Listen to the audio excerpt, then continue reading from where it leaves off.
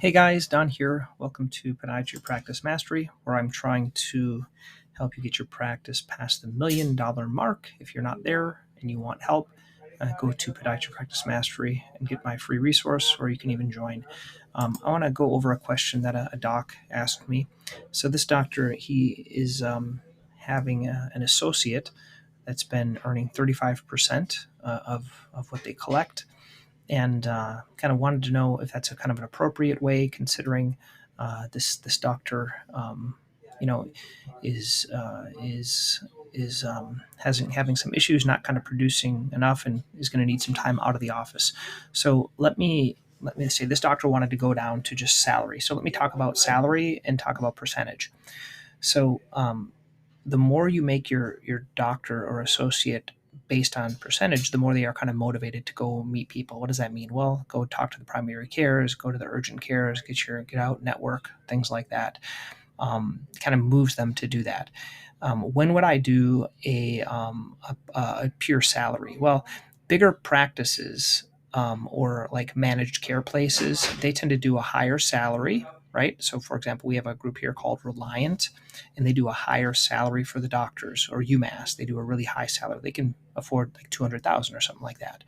For an associate. Why? Because they're packed every single day, right? They're filling their schedule. That's easy to fill. There's no issues there, and they just kind of produce. If you're in a private practice where you're kind of building up for a doctor, it's a little bit more challenging. So what we recommend is doing a salary of about 120,000. I know some of you doctors coming out, you might think that's low, but 120,000, and then you bonus them based on production. So you do kind of the calculations. So 120,000 basically is 10,000 a month.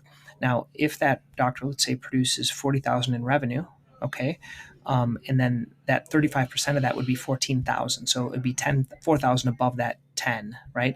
So then every 3 months, let's say if they did that for 3 months, then you would give them a $12,000 bonus.